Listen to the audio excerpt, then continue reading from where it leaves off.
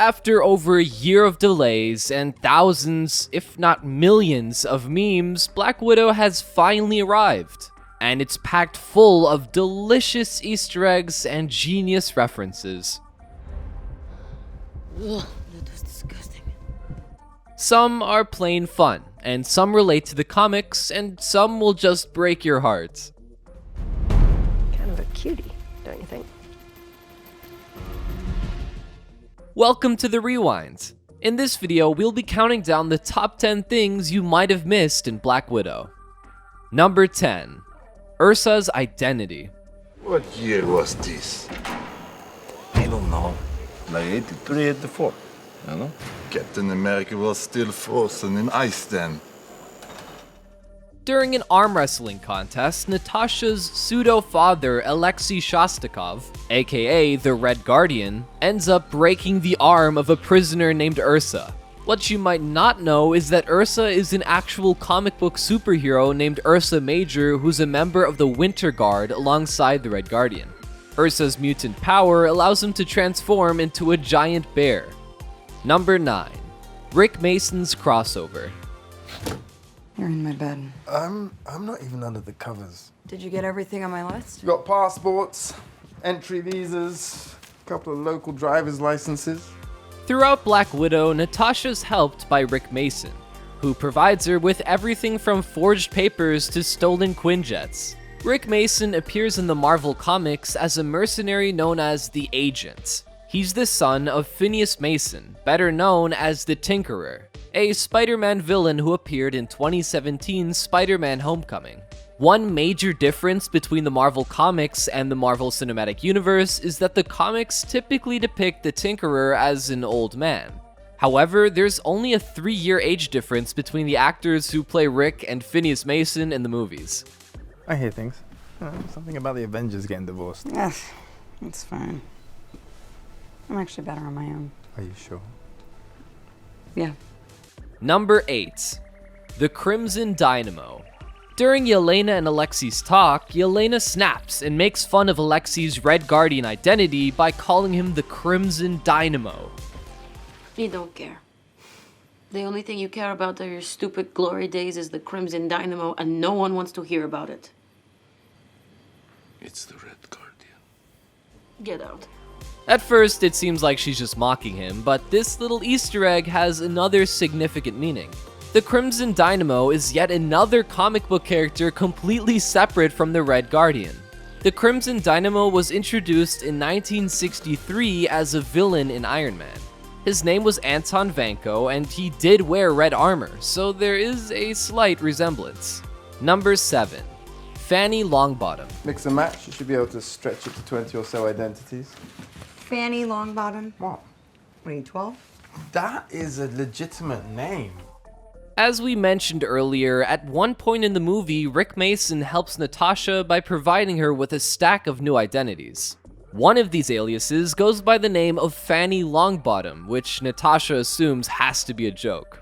This seemingly unimportant quick laugh comes full circle during the end credits, where we find out that Yelena has named her dog Fanny Longbottom. Come on, Fanny.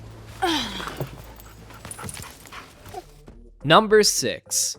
Alexis Tattoos. I grab hold of his shield. And face to face, it's a test of strength. You may have noticed that Alexei is seriously tatted. You may have even noticed the stark Karl Marx tattoo inked across his knuckles, proudly displaying his loyalty to the Communist Party. However, if you look even more closely at his tats, you'll notice a golden Easter egg. In the scene where he's arm wrestling with the other inmates, his right shoulder boasts a few letters of the Cyrillic alphabet. His bicep has 2 roses, one with a drop of blood or a tear. And there are 2 distinct names written on the ribbon that translate directly to Natasha and Yelena.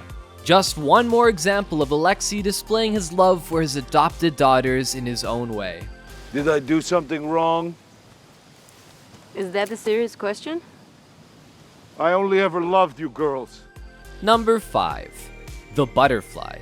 After executing a brilliant plan to escape from the Taskmaster, Natasha and Yelena hole up in the rafters of a subway station.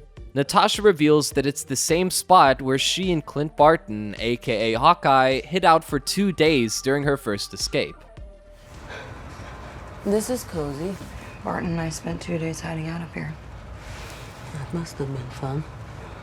The camera focuses in on games of tic-tac-toe and hangman, showing how Natasha and Clint passed the time. It's clear that someone lost a game of hangman, but the letters that appear are suspicious. Some fans believe the letters are meant to spell the word butterfly. Butterflies have appeared before in the MCU and WandaVision. Also, in the comics, a mutant named Butterfly has the power to reanimate living things without their souls. Could this be a nod to the heartbreaking exchange on Vormir where Natasha trades her soul for the Soul Stone? An everlasting exchange. A soul for a soul. Number 4. Red Guardian vs. Captain America. Did he talk to you about me? You know, trading more stuff. Who? What are you talking about? Captain America. Almost every time Alexei tries to weave an epic tale about his rivalry with Captain America, he's met with dismissal. Mostly because there's no chance the two cross paths in the MCU timeline. I don't know. Like 83, 84. You know? Captain America was still frozen in ice then. Are you calling me a liar, Ursa? Huh?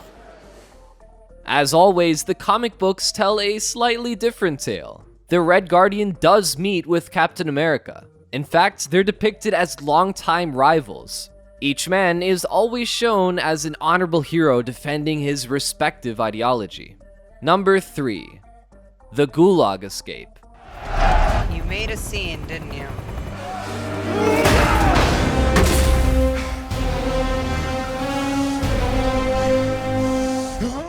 Picture that epic and dramatic scene where Natasha breaks Alexei out of the Russian Gulag, but with Bucky Barnes instead. Well, in the comics, the Red Guardian didn't enjoy the same escape. It was James Buchanan Barnes who was sent to the Gulag after his Captain America stint and his identity as the Winter Soldier was revealed.